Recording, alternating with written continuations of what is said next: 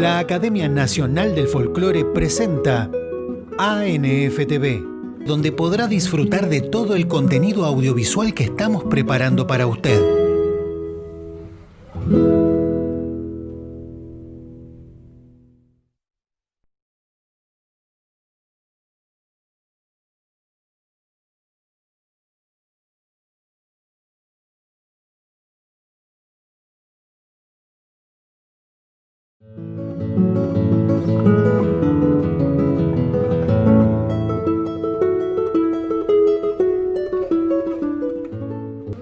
La Academia Nacional del Folclore nos acerca su nueva producción Compartiendo Experiencias, donde realizadores y gestores culturales nos presentan sus producciones en pos de un rescate regional y nacional de nuestras costumbres. Reviví el segundo Congreso Nacional del Folclore 2012, realizado en la provincia de Corrientes. Buenas tardes, bienvenidos a una nueva emisión de Compartiendo Experiencias, la forma de diálogo de la Academia Nacional del Folclore en tiempos de coronavirus para salir al encuentro de los amantes de la cultura tradicional de nuestro país. Hoy vamos a compartir momentos del segundo Congreso Nacional de Folclore que organizó la Academia, en este caso en la provincia de Corrientes. El primero fue en Cuyo, en San Luis, el segundo efectivamente en Corrientes, el tercero fue zona pampeana en la capital federal, el cuarto centro como fue Córdoba y el quinto en Jujuy. En este de Corrientes tuvimos un momento que, déjenmelo decir, es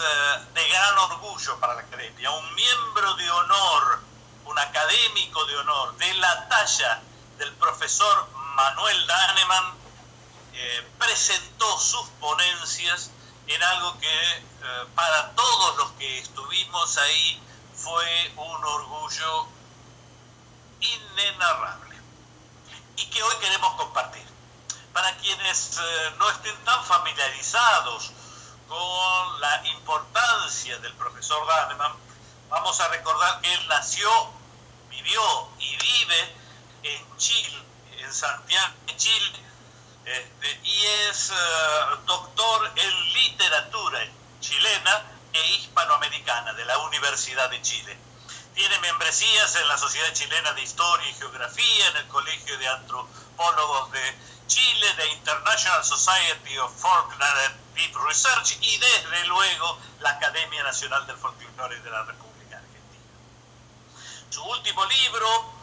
que nosotros recordamos es El Mester de Juglaría en la cultura política chilena, algo que particularmente nos toca a nosotros que somos enamorados de la historia social del canto folclórico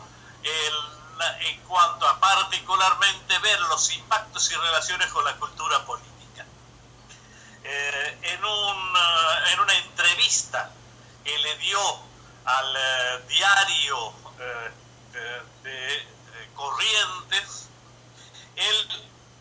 centró mucho que esta cultura folclórica que él designa como folclor vida,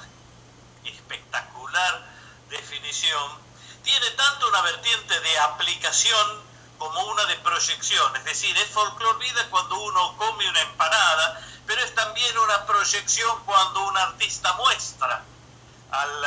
por ejemplo, pintando cómo se come una empanada.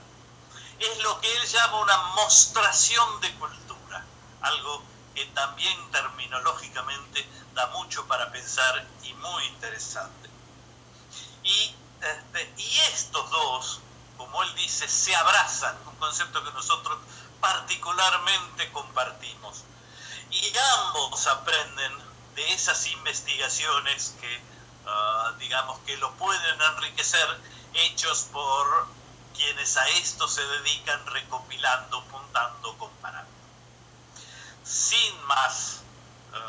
preliminares, orgullosos de presentarlos, por favor, disfruten de la exposición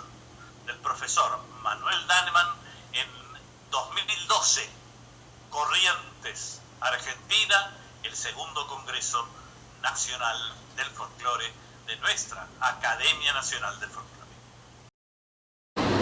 Hemos tenido una mañana muy rica en este comienzo del segundo Congreso Nacional del Folclore y ahora es un lujo la persona que voy a tener el privilegio y el honor de presentar. Gran parte de los que estamos acá sabemos quién es don Manuel Danemann, pero aquellos que hemos buceado en las distintas expresiones del folclore, especialmente lo que hace al folclore científico, a la investigación, saben que es una de las figuras más importantes, si no la más importante en Iberoamérica en lo que hace al concepto de folclore como ciencia. Don Manuel Danemann tiene la cátedra del folclore como cultura en la Facultad de Ciencias Sociales de la Universidad de Chile y es, como les dije, un honor para mí, en forma personal, tener el privilegio de presentarlo. Don Manuel, muy bienvenido y muchas gracias por estar acá y haber aceptado la invitación del segundo Congreso Nacional de Folclore.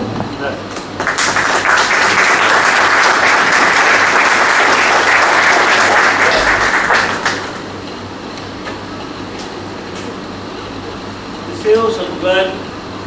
a todos ustedes y expresarles mi gratitud por su presencia en la persona del presidente de la Academia, don Antonio Rodríguez Villar. Es la primera vez que estoy en Corrientes y la verdad es que era una de las pocas provincias que me faltaba conocer de la República Argentina, lo que para mí tiene una connotación afectiva incuestionablemente poderosa. En esta oportunidad y sobre la base de la denominación de folclore, su nacimiento, metamorfosis y significado, pretendo plantearles a ustedes un cierto desafío, hacer un llamado didáctico a la conveniencia y más que conveniencia a la necesidad de establecer reciprocidades e integraciones entre estos campos a los que dirigió el presidente de la Academia. Por eso es que en parte voy a leer y en parte voy a prescindir de la lectura para que podamos tener tal vez una comunicación más directa, sin defecto de que si la normativa imperante lo permite, podamos tener algún cambio de opiniones al final de la presentación de esta, que podríamos llamar parcialmente ponencia. El año 2010 se efectuó en la acogedora ciudad de San Luis el primer Congreso Nacional de Folclore, organizado por la Academia del Folclore de la República Argentina, al que para mi satisfacción se me invitó a participar, lo que hice mediante la ponencia titulada ¿Para dónde va el estudio de la cultura folclórica? Dicho evento constituyó para mí, como ninguno anterior de este género, un poderoso acicate para reflexionar una vez más y con mayor profundidad acerca del estudio de la cultura folclórica, de su investigación, por una parte, y de su proyección, de su difusión, de su aplicación, por la otra. Dicotomía que por lo general, seamos sinceros en reconocerlo, enfrenta a ambas posiciones, a menudo con un desconocimiento mutuo, con incomprensión e indiferencia, y hasta, a veces, con un reticente desdén, sin detenerse en la búsqueda de una respetuosa evaluación de la una para con la otra. En esa oportunidad hice presente ciertos hitos fundamentales del proceso de desarrollo de la disciplina científica de esta cultura, recalcando los aportes de algunos de sus más distinguidos precursores y de algunos de quienes ya en una etapa de sistematización, con un concepto distinto del que planteara Marian hoy en la mañana, de sistematización bien determinada, la hicieron madurar en gran medida institucionalmente a través de métodos y conceptualizaciones de los cuales se desprende el universo crítico que aún oscila en el mundo entero entre las ciencias sociales y las ciencias de las humanidades, como bien se sintetiza en la famosa Bibliografía Internacional del Folclore, correspondiente a los 3/4 primeros del siglo XX, si bien es hoy notable la tendencia mundial a una ciencia autónoma de la conducta sociocultural folclórica. ¿Se puede prender la luz de acá? ¿Puede prender la luz o no? Se apagó recién. La luz. Continúe. A este segundo Congreso Nacional de Folclore, asimismo producto de la academia la cual nombrara, y al que concurro por su generosidad y con mi gratitud, he traído la comunicación cuyo nombre ya les proporcioné a ustedes, pero con un propósito muy predominantemente dispuesto a retomar mis reflexiones que tuve en el Congreso precedente y que conciernen no solo a contribuir al reconocimiento de la validez y de la equidad del existir de los dos mencionados campos del folclore, sino que también a la necesaria reciprocidad y complementariedad de ellos para una legítima comprensión de la cultura que comparten cada uno a su manera. Y ahí entonces que procuraré esta vez volver a la delimitación de estas dos áreas y asimismo considerar su interacción en su práctica habitual de los sistemas sociales en los que conviven, sin antagonismos y sin percatarse de ello en la inmensa mayoría de los casos. Siendo de justicia manifestar, como es bien sabido, que el campo de folclore que se presenta como científico, reconozcámoslo, carece a menudo de las condiciones para hacerlo, atribuyéndosele soportes técnicos y teóricos que se limitan a meras elucubraciones desprovistas de una construcción lógica, en contraste con los logros de las estrictas formulaciones teóricas, comprobados en la vida académica universitaria de la investigación de la cultura folclórica, entre cuyas demostraciones también se hallan las tareas de universidades latinoamericanas, especialmente, puedo decirlo en una forma cierta, especialmente de Argentina, de Brasil y de Chile, en prueba de lo cual, y como un mero botón de muestra, solo citaré esta vez el libro Proyecto y Misión del antropólogo brasileño Dr. Luis Rodolfo Villena, basado sobre su tesis doctoral que lo llevase a ser profesor titular de la Universidad de São Paulo con respecto a la materia de folclore, y cuya lectura les recomiendo a ustedes muy encarecidamente. El otro campo del folclore, en términos globales, el de la proyección y de la aplicación, confluye con el científico en el eje de unión y división del folclore vida o de la cultura folclórica, eje del cual ambos emergen, el primero para reelaborarlo y el segundo para aumentar el conocimiento sobre el hombre. Me permito detenerme y pedirles a ustedes también su comprensión para que no perdamos la perspectiva de lo que es en rigor este eje. Este eje es el que podemos llamar, como lo he hecho otras veces en forma didáctica, el del folclore vida, el que existe en forma espontánea, directa, en la rutina de la cultura, el que nosotros utilizamos para una forma de practicar el folclore como cualquier otra expresión de la cultura. Ese eje está por una parte dividido y por otra parte está de algún modo unido por estos dos planos,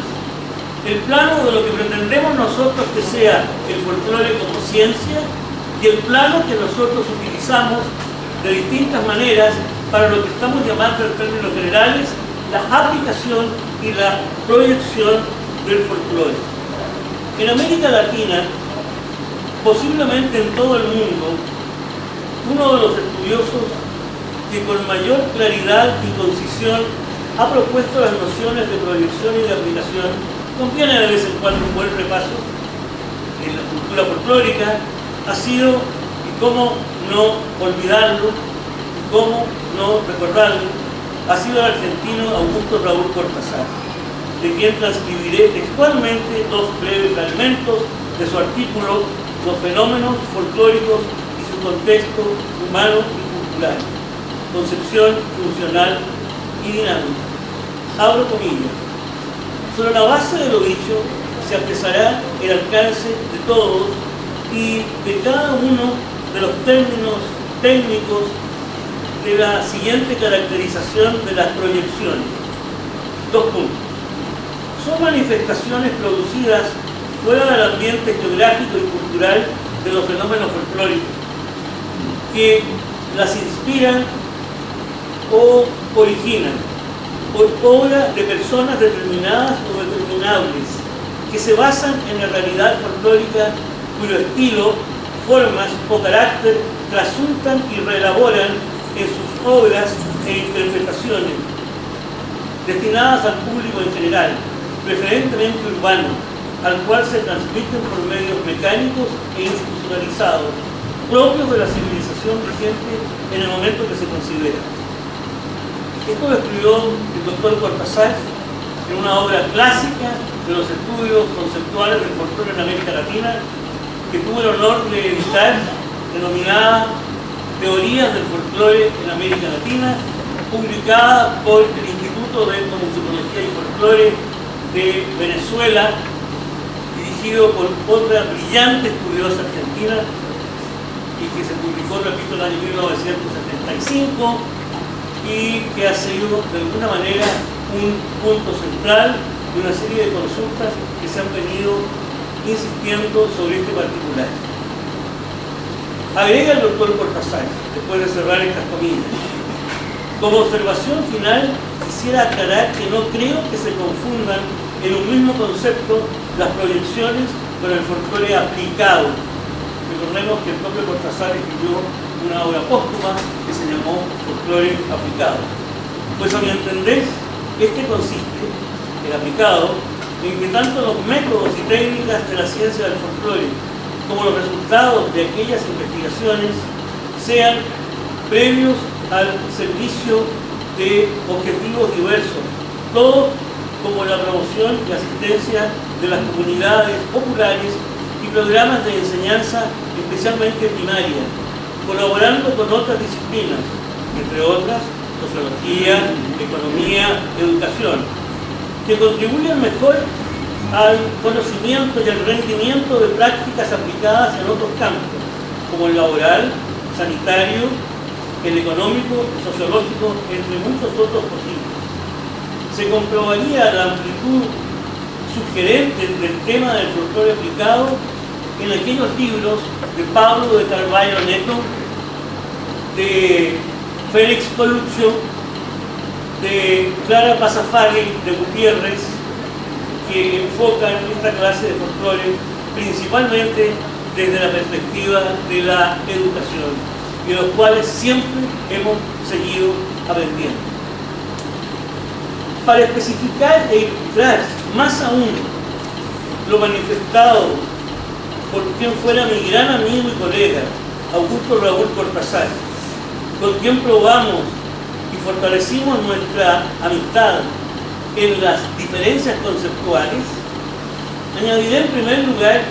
al que yo llamaré eje de los dos campos de la investigación, al cual ya me referí, el del folclore vida, al cual ya mencioné,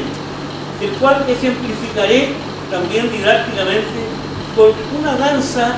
chilena de relevo de hombres y o mujeres, de preferencia individual, con acompañamiento de guitarra y obligada percusión sobre la tapa armónica de esta, común en localidades de la cuarta región de Chile, hoy oficialmente denominada la de Coquimbo. Llamada siempre en plural esta danza las lanchas, con finalidad ritual de homenaje en plena vigencia, principalmente a vírgenes viajeras y a niños fallecidos de hasta 3 años de edad, conocidos como también en algunas partes de Argentina como angelitos.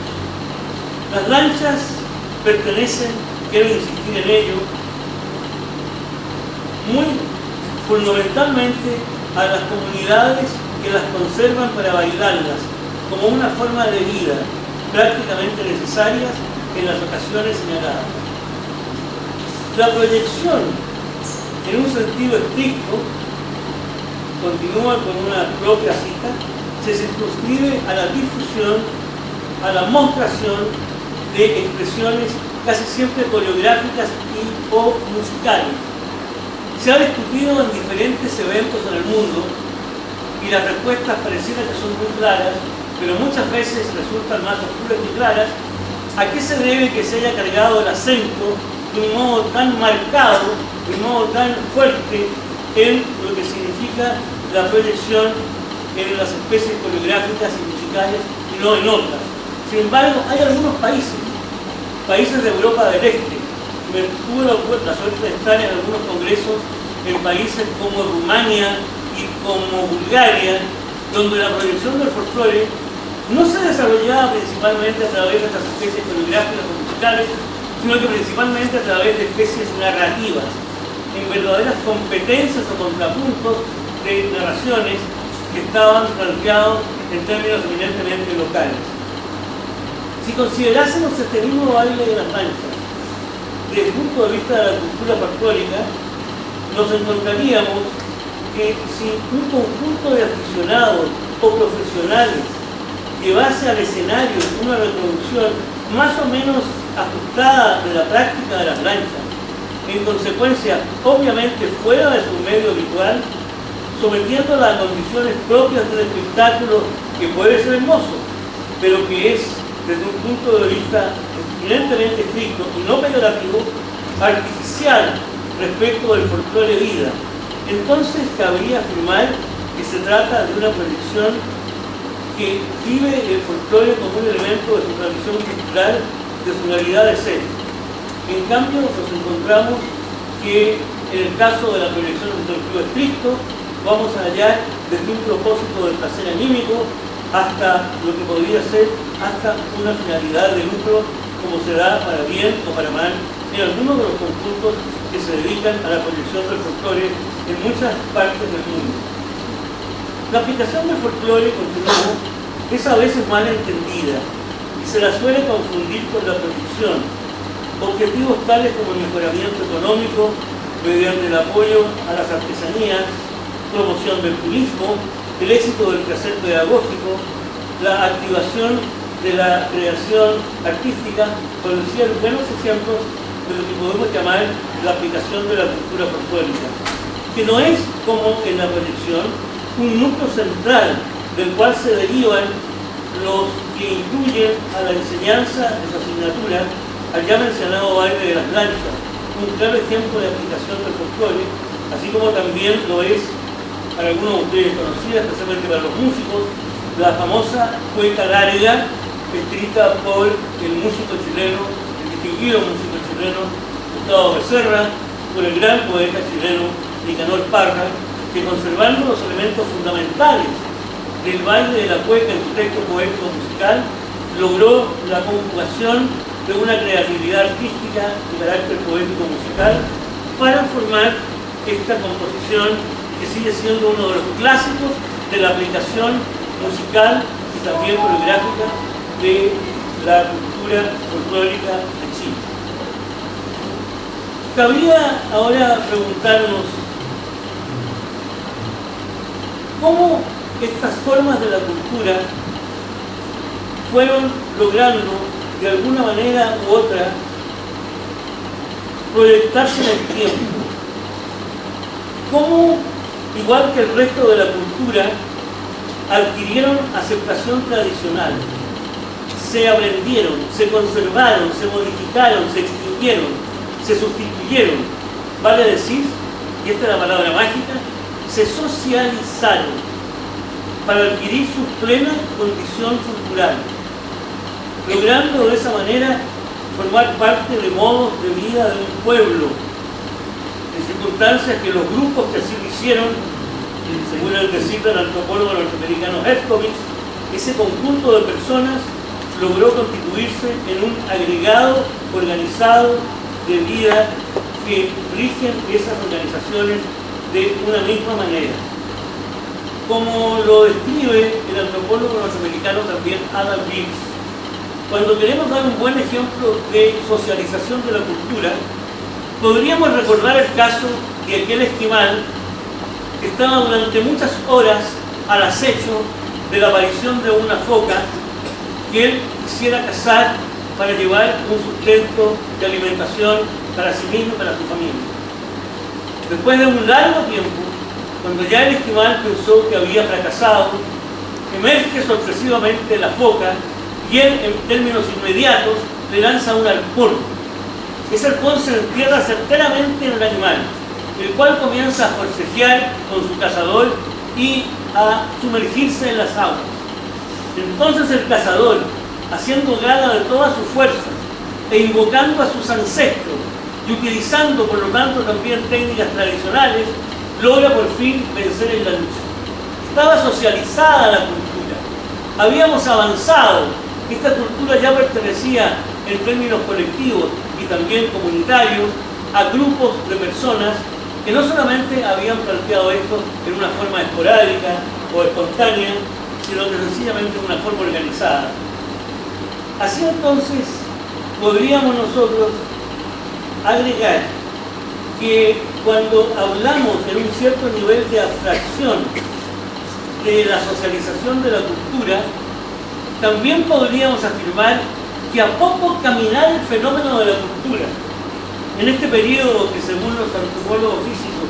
abarcaría aproximadamente 4 millones de años, a poco de caminar este proceso,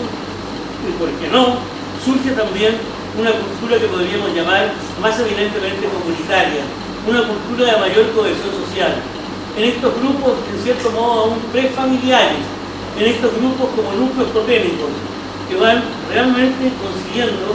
que de alguna manera lo que fue lo primero pase más tarde a ser lo popular o lo colectivo o lo comunitario. Permítanme que dé algunos ejemplos para mayor claridad. ¿Cuándo y cómo habría ocurrido el procedimiento que incluso se planteara míticamente de atrapar el fuego? ¿Habría sido en forma completamente fortuita? ¿Habría sido en términos creativos? Este hombre que sorprendió la llama que salía con los efectos de un rayo en un bosque de troncos que estaban realmente secos y que se la llevó quizás a un alero rocoso donde habitaba a través de una especie de pre-antorcha, mostrando el impulso de un desarrollo de la cultura que más adelante también en el siglo V a.C. va a aprovechar el gran poeta dramático Esquilo al exclamar y al afirmar que él le había concedido el fuego a los hombres. ¿Y cuándo surgió el primer tipo de calzado? Se hizo con un trozo de madera amarrado con algunas fibras también vegetales. Se hizo cuando realmente la necesidad era inminente de poder proteger la planta de los pies y por lo tanto todo el cuerpo de lo que significaba los caminos inhóspitos de aquel entonces. Estas preguntas podrían quedar posiblemente sin respuesta, pero constituyen ciertas pistas para entender el proceso de la cultura. Estaba recordando mientras hablaba con ustedes, y posiblemente ustedes también, que este ejemplo de este calzado primitivo, en cierto modo, con las disimilitudes funcionales y formales, lo podemos encontrar en la hermosa y famosa bota de potro, como expresión artística, en cierto modo también, de la indumentaria gauchesca, especialmente en los países del Río de la Plata. Para entender más aún lo que podría ser el concepto de cultura folclórica, me permitirán ustedes que yo resuma una de las conceptualizaciones que utilicé en mi libro Cultura Folclórica de Chile, publicado por la Editorial Universitaria el año 2008. La cultura folclórica que se puso en movimiento muy pronto con la gran cultura general del hombre de hace 4 millones atrás. Abro comillas. Instancia de la cultura humana que perdura hasta hoy, en la cual una o más personas de un grupo o de más de un grupo recurren al uso de cualesquiera bienes que después de procesos de selección y de reelaboración de algunos de sus componentes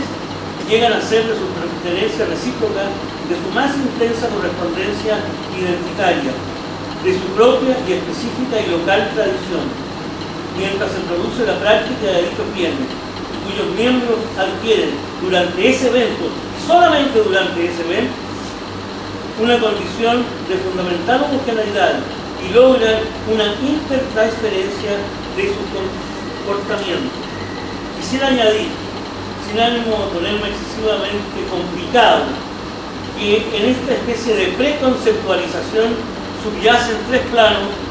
los cuales los invito a visitar rápidamente conmigo.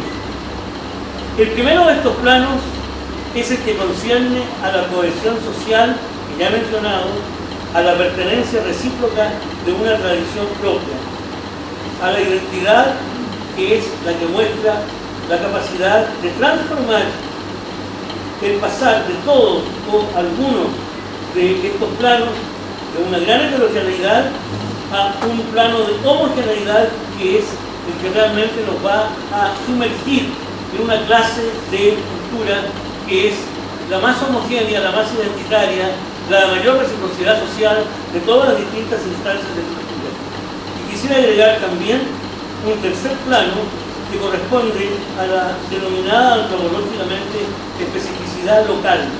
en cuanto a la marcada singularidad de un sistema social, a lo que éste posee de distintivo y propio comunitario más allá de lo genérico y de lo estrictamente popular. Eso quiere decir que en términos de métodos de investigación, por lo cual habrá en cierto modo aquí un panel donde participarán distinguidos estudiosos principalmente de Argentina, podemos hablar de este clásico método de la etnografía,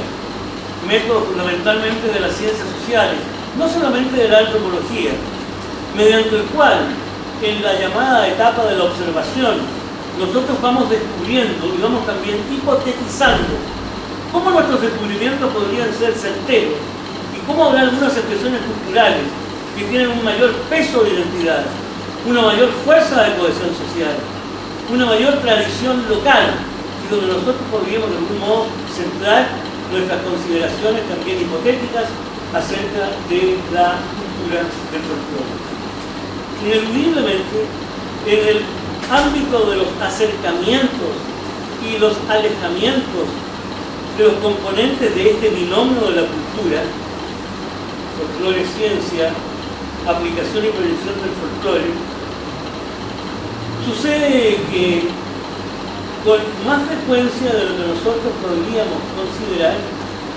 ocurre de que se produce una situación muy especial en términos de la emergencia de lo que significan estos distintos grados de la cultura, por causas que principalmente pueden ser afectivas o de interés económico. La historia, así en cierto modo, lo sugiere. En la órbita multidimensional de la existencia humana, algunos comportamientos culturales, con sus mismas formas o con otras, logran una aceptación impulsada por una amplia propagación, se popularizan, se colectivizan y en consecuencia consiguen un grado de apropiación social masiva de los bienes que conllevan. No se podría, por lo tanto, obviar una pregunta que todavía está latente. Es decir, como por ejemplo, todos ustedes lo van a recordar, en la práctica de la popularísima canción New York, compuesta en el año 1977 por Fred Edgar, John Kander, cuyo máximo intérprete ha sido, y parece que lo sigue siendo, Frank Sinatra, que aún se escucha, que está principalmente aferrada a su condición de popular, sin haberse folclorizado, sin haber aceptado variables, sin haber recaído por más o por más fuerza en ciertas tradiciones específicas, sin haber logrado una cohesión más bien comunitaria, más bien de carácter selectivo, y quedándose en una colectivización de carácter más bien colectivo o masivo. ¿Cuándo y dónde, cómo y por qué ingresaron al mundo del folclore las musas y los actores de la aplicación y de la proyección? Mis andanzas por distintos países y mis consultas a copiosas bibliografías no me permiten ahora presentarles a ustedes con seguridad una especie de cuadro de carácter internacional donde pudiéramos encontrar algunos hitos de este ingreso de las musas y de los actores. Pero sí quisiera señalar que algunas de las cualidades que tal vez existieron en los comienzos y que pareciera que podrían encontrarse en algunos episodios de los teatros clásicos de la India y de la China, por parte de conjuntos contratados y no por parte de la planta de actores profesionales, nos muestran que hay algunas de las cualidades que impulsan, que le dan carácter fundamental a lo que serían estas cualidades. Me refiero en primer lugar a los de la proyección. Para eso voy a referirme a un ejemplo magnífico que me tocó siendo aún universitario vivir en el inolvidable Congreso del año 1960 de Argentina, el más grande de los congresos internacionales en el mundo de los estudios folclóricos que se haya producido en América Latina. Algunas de las cualidades de mayor relevancia que hicieron merecedor del primer premio del concurso internacional de proyección del año 1960 en Buenos Aires, al conjunto preparado por el musicólogo argentino Carlos Vega, fueron la justa medida de ceñirse a una proyección y no caer en la tentación de la aplicación, como una mezcla que habría sido inoportuna, por una representación de ajustado equilibrio entre la expresión de lo que fue en ese caso el gran elemento de triunfo, la carta de triunfo, que fue el baile del malambo, el único del espectáculo argentino en la parte final, como elemento de folclore vida, y su mostración recreada, no folclórica en rigor, para un público heterogéneo, que de algún modo se hizo sobre la base de una cuidadosa selección y entrega de los componentes más genuinos del nervio coreográfico de este baile y también del vestuario atinente a él. Qué importante es este vestuario, lo saben mucho mejor que yo los grandes maestros de la proyección que aquí se encuentran. Por eso creo que mi maestro, don Carlos Lavín, musicólogo chileno, formado en Alemania y en España, tuvo mucha razón cuando un día me dijo: ¿sabe usted cuál es el elemento más importante del baile de la cueca? Y yo empecé a barajar algunas tímidas respuestas. Y él me detuvo biográficamente, me dijo: el elemento más importante de la cueca es el pañuelo. He aquí algunas de las peculiaridades de la proyección de esta forma de cultura, señalada mediante un ejemplo de la activación de ella, como el caso del malambo, pero digno de ser consideradas y evaluadas en cuanto a otras danzas y bailes. Unas pocas palabras aún para ya estar iniciando el final de esta ponencia sobre la metamorfosis y el significado del folclore, en particular relativas a los dos campos descritos, el de la ciencia del folclore y el de la aplicación y producción del folclore, confluyentes en el eje de la cultura folclórica en un incesante movimiento de sístole y de diástole de ambos, que pese a tener una raíz común, suelen refugiarse en trincheras opuestas, y que consiste justamente esto en una de las misiones más imperativas que nosotros tenemos para una buena y correcta y armónica comprensión de lo que es el folclore. La metamorfosis, en rigor, ha recaído sustantivamente en los avances verdaderos, demostrables, de los métodos, de las sistematizaciones, de las formulaciones teóricas, de los conceptos que atañen a la cultura folclórica en un sentido estricto, a los cuales me referí parcialmente en mi ponencia del Congreso de la Academia del Folclore de la República Argentina de hace 2 años atrás en San Luis. Basta detenerse con prolicidad en los cambios que se notan desde mediados del siglo XIX en las materias mencionadas en universidades de Estados Unidos y de Europa, principalmente de Alemania y de Finlandia. Si observamos también lo ocurrido en Argentina, podemos encontrar algunos paradigmas que nos enorgullecen. Y puede sostenerse con seguridad que hay una etapa, quiero mencionar justamente a una gran maestra de la investigación del folclore de Argentina, que habría una etapa que es la que se encuentra antes de Marta Blas y una posterior a la de Marta Blas. La segunda, con los mayores cambios habidos en la ciencia del folclore en este país, con repercusiones de carácter internacional, como se aprecia en la propia bibliografía y en la escrita sobre su obra, sin prescindir de su colaboración a la Sociedad Internacional de la Investigación de la Narrativa Folclórica, la más consistente y activa de esta clase de sociedades en el mundo, cuya vicepresidencia para América Latina me correspondió por elección a propuesta de la propia Marta Blas, y ahora sigue el poder de otra argentina, que es la muy conocida María Inés Vallejo. Como ya se insinuara, no se ha producido cambios sustanciales en la aplicación y en la proyección del folclore que vayan más allá de la prioridad de la música y la coreografía, de las técnicas favoritas de la recepción habitual del público que asiste a los espectáculos, de la preparación de los intérpretes, lo que no implica un juicio negativo a la calidad de la aplicación y de la producción. En no pocos casos, y podemos demostrarlo, excelente. Sin embargo, pienso que se requiere de mayor autocrítica, de más incitaciones de evaluación y de más intentos de creatividad en términos generales, y con un sello latinoamericano que pueda ser muy incisivo y muy revelador, y que se transmita en su incisividad a algunas expresiones que pueden ser muy locales, algunas quizás que enfrenten el problema de vías de extinción, y frente a lo cual los encargados de su estudio y sus promotores y sus conservadores se enfrentan al no menor problema de encontrar verdaderamente la forma de que esas expresiones, ya sea en la cultura folclórica misma o en la proyección o en la aplicación, sigan adelante sin producir efectos artificiales. Y ahí entonces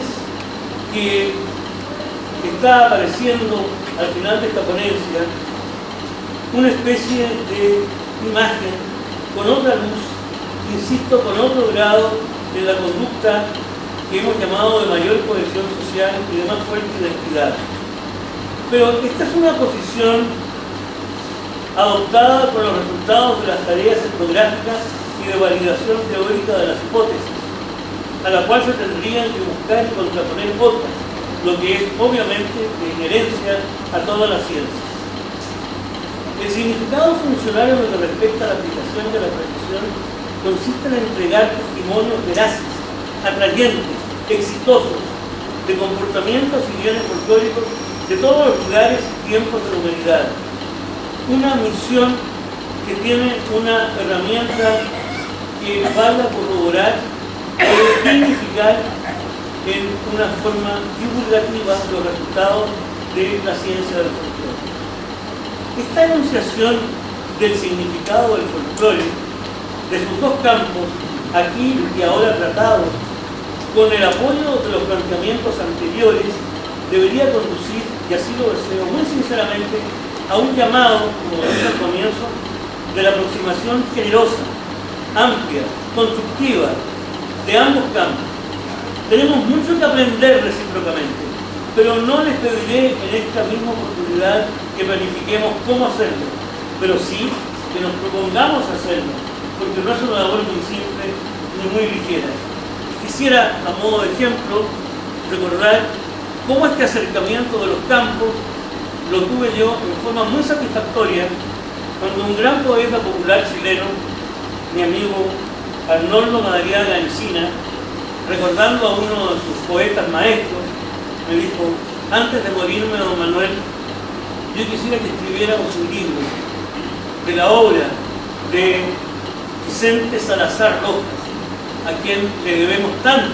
los cantores y los poetas del litoral central de Chile. Y tuve la satisfacción y un orgullo profundo de poder ser coautor de un libro escrito por un pequeño agricultor chileno, cantor de poesía popular y folclórica, como académico de la Universidad de Chile, en una solución realmente armónica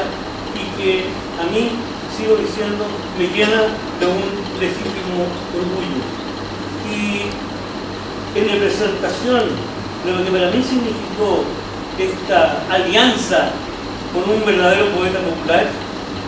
yo quisiera entregarle al presidente de esta academia, también en representación de lo que quisiera entregarle a todos ustedes, este libro que tal vez pueda constituir un testimonio de esta búsqueda de reciprocidad con respecto de la cual yo estoy pronunciándome aquí. Y que futuros congresos, así lo decidan con la voluntad de Dios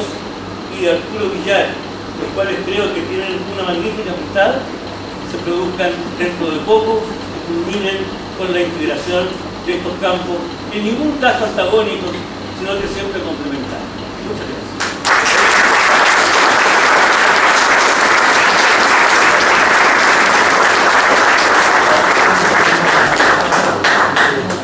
Muchas gracias, Manuel. Ha sido realmente excepcional la exposición de don Manuel. Muchas gracias. Pasemos a un cuarto intermedio del campo. Si hay alguna pregunta, perdón. ¿Cómo? No se escucha. Perdón, si hay alguna pregunta que alguien quisiera hacerle a don Manuel, con todo gusto, si él nos permite.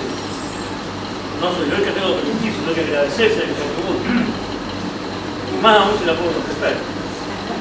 ¿Hay alguna? Sí. Doctor, uno de los principales objetivos de este congreso es trabajar para la inserción de una cátedra de folclore en todos los niveles de enseñanza de la República Argentina.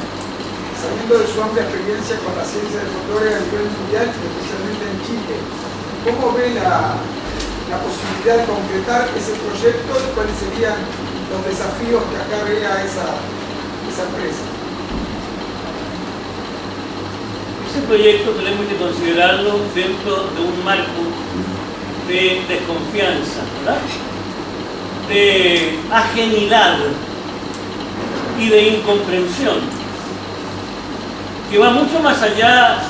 de lo que opina un biólogo cuando habla de ciencias duras, y ni siquiera se atreve a hablar de las ciencias blandas. Eso implica que nosotros, compartiendo la ambición de este proyecto, reconociendo su justicia, deberíamos buscar la forma de prepararnos y de tener un equipo que realmente rompiera esa desconfianza,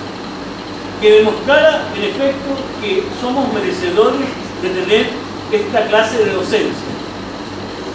En la Biblioteca Central de la Universidad de Indiana, en Bloomington,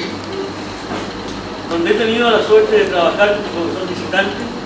hay en el pórtico de esta biblioteca una frase del famoso Abraham Lincoln. Y la frase breve, casi un poco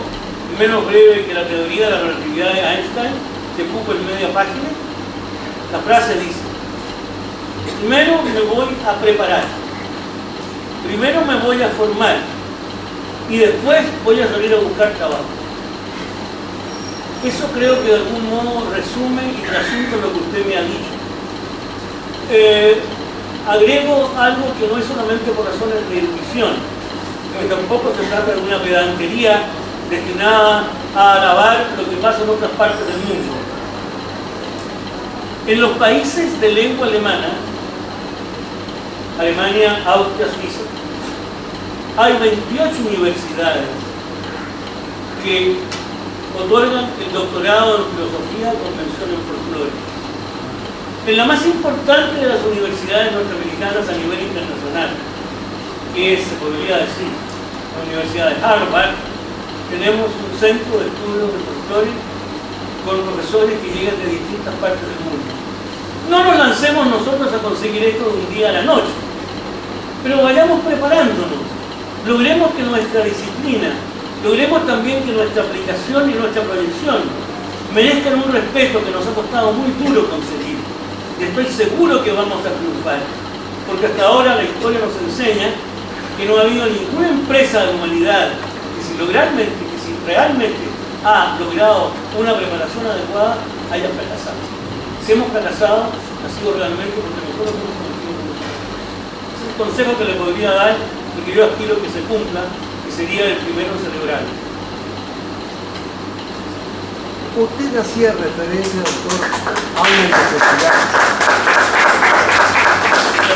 Hacía referencia a una necesidad de la autocrítica. Sí, creo haber entendido que usted hacía referencia a la necesidad, dentro del aspecto científico del estudio del folclore, de una necesaria autocrítica.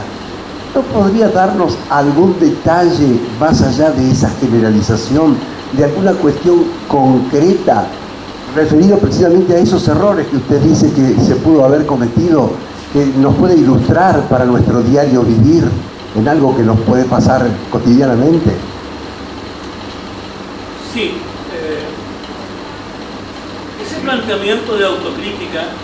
apunta a dos ámbitos. Por una parte, a lo que podríamos llamar el ámbito interno, esto es, no ufanarse innecesariamente de una sabiduría que muchas veces es de papel o es imaginaria, y pensar que así como aspiramos a que exista una ciencia del folclore, debemos tener la honestidad, como ocurre en todo el camino de la ciencia, de ponerla a prueba permanentemente. La ciencia avanza sobre todo por las zancadillas que le hacemos, por los riesgos que le oponemos, y en la medida en que la ciencia va logrando sobreponerse y derrotar esos riesgos y esas zancadillas, es que avanza y se vislumbra realmente desde una perspectiva científica. Lo otro es lo que ocurre a una autocrítica en términos de una falta de modestia en cuanto a evaluar de una manera peyorativa lo que ocurre con algunos comportamientos llamados artísticos, para que le generalicemos, como podría ser lo que yo ya mencioné y que considero que son los más destacados en América Latina, de la aplicación y de la proyección. Es este cierto desdén que yo mencioné al comienzo de mi ponencia, sin realmente considerar que el estudioso que tiene una visión directa de las conductas llamadas artísticas de la aplicación y de la proyección puede sacar consecuencias, resultados extraordinariamente importantes para lo que él mismo está haciendo, porque se le van a cotejar dos escenarios, dos planos distintos, pero que proceden del mismo eje y que muchas veces es realmente difícil distinguir dónde comienza uno y dónde termina el otro. Por lo tanto, yo le aconsejaría, así como aconsejamos a los estudiantes en la astronomía o en la vulcanología o en la lingüística aplicada, yo le aconsejaría a nuestros estudiantes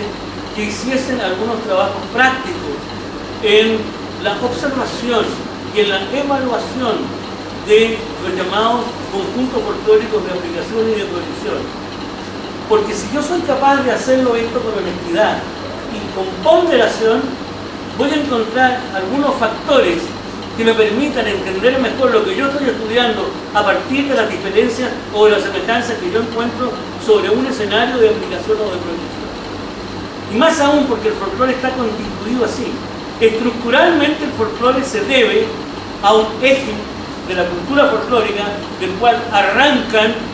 las expresiones de la aplicación y de la proyección que arrancan los planteamientos de hipótesis que podrían hacerlo entender desde el punto de vista de una lógica racional. Por eso soy un convencido que esto es conveniente que así ocurra. Y lo he visto también que ocurre especialmente en algunas universidades en que se trabaja muy poderosamente con la relación que hay entre proyección y aplicación y películas de expresiones de la cultura folclórica. En la Universidad de Tübingen, en Alemania, está el archivo más grande de películas relacionadas con lo que podríamos llamar folclore, cultura popular y cultura tradicional, especialmente de África y especialmente de comienzos de siglo en África, cuando una Alemania tenía colonias como Camerún, en el caso de África. Cuando uno relaciona lo que ve en esas películas con lo que ve en las proyecciones y en las aplicaciones de la cultura folclórica, siente mucho más profundamente la posibilidad de entender lo que es la cultura folclórica. Y ahí hemos dado un paso absolutamente desprejuiciado para entender también lo que es la ciencia del folclore. Profesor, usted leyó parte de la definición de don Augusto Raúl Cortázar. En cuanto a aplicación y proyección. Folclore es popular, tradicional, colectivo, funcional, transmitido por medios no escritos ni institucionalizados. Por diferencia, usted comentó la proyección transmitida por métodos, dijo textualmente, mecánicos o institucionalizados. En tiempos en que la comunicación verbal, incluso de padres a hijos, está siendo contagiada por redes sociales, electrónica, digamos a forma, yo me escribo con mis hijos más mensajes de texto y a veces me comunican por Facebook más de lo que hablamos personalmente. ¿Cómo ve para el juego de la proyección o de el folclore la incidencia de estos nuevos métodos que, por decir algo, en 1975 no se los imaginaba, ¿no? Hay que verlo de la única manera que se puede ver. En primer lugar, hoy estamos en un campo en que lo rural ya no es lo único ni lo más importante. Tenemos que reconocerlo. Hay muchísima bibliografía en el campo de los espectáculos y en el campo de la investigación que demuestran de un modo fehaciente la atinencia y la importancia de utilizar expresiones de la cultura folclórica urbana. El profesor Bretnitz de la Universidad de Göttingen y actualmente trabajando en la Universidad de Nueva Zelanda tiene algunos estudios acerca del folclore en un avión 727, o qué es lo que está pasando con algunas expresiones que también han sido estudiadas en Argentina, la llamada cultura urbana. Ahora, el folclore tiene otros soportes. Indudablemente que Internet, siendo soporte de la cultura, es también, no podría ser de otra manera, soporte también no solamente de la comunicación, sino que de la comprensión de la cultura folclórica. De modo que en eso no podemos echar pie atrás. Y tenemos que estar avisorando lo que ocurrirá en poco tiempo más cuando aparezcan otros soportes y cuando ya veamos que toda esta parte de los sensores remotos, que toda esta parte de la relación de la semiótica con la electrónica han avanzado y han abierto algunos campos enormes. De tal modo que ese es un punto que yo también creo que no solamente debe inquietar a los investigadores de la cultura folclórica, sino que también a los divulgadores y a los aplicadores y a los proyectores de la cultura folclórica, sin que no signifique abandonar lo que se está haciendo actualmente. Nosotros tenemos en este momento en Chile un proyecto muy ambicioso que viene al cuento porque el proyecto se refiere a un conjunto de viviendas campesinas que están agrupadas orgánicamente en un terreno de 5 hectáreas, están las primeras 2 de ellas solamente, para constituir el Museo de la Vivienda Tradicional Rural Unifamiliar Chilena, acotado en un campo museográfico o museológico también, como es el que se ve en Polonia o se ve en Suecia o se ve en Inglaterra y se ve en Hungría, entre otros países de Europa. Ahora bien, cuando nosotros miramos ese planteamiento de carácter evidentemente museográfico, nos damos cuenta que estamos haciendo una cosa muy meritoria, ya que muchas de esas casas, y algunas por efecto también de los terremotos recientes, no van a poder seguir existiendo nunca más. Pero no por eso vamos a dejar, estamos ya planteando una especie de contramuseo. Y ese contramuseo va a ser el de las viviendas que están actualmente surgiendo como viviendas que van desde la extrema y lamentable pobreza hasta algunas viviendas que son viviendas funcionales o algunos de los búnkeres funcionales que están construyendo algunas personas para librarse de la catastrófica finalización del mundo posiblemente a fines de este año. De modo que estamos buscando la forma de contrapartidas en términos de lo que significa lo museográfico y por qué no también de acuerdo con lo que significan las diferentes situaciones extremas de la cultura. Este es un camino que yo creo que tenemos que explorar y donde la proyección y la aplicación del folclore tiene mucho que decir y mucho que enseñar y mucho que entregarle también a la llamada didáctica del folclore. Cuando hablo de didáctica del folclore, ¿cómo no olvidar a ese precursor del folclore y la escuela en Argentina, al cual le rindo verdaderamente un homenaje, que fue don Ismael Moya, en ese libro luminoso que se llamara Didáctica del Folclore, que tenía un valor didáctico extraordinario para su uso en las escuelas y que bien podría ser todavía parte de la bibliografía de este propósito de la cátedra de folclore que acabamos de empezar a construir hoy día.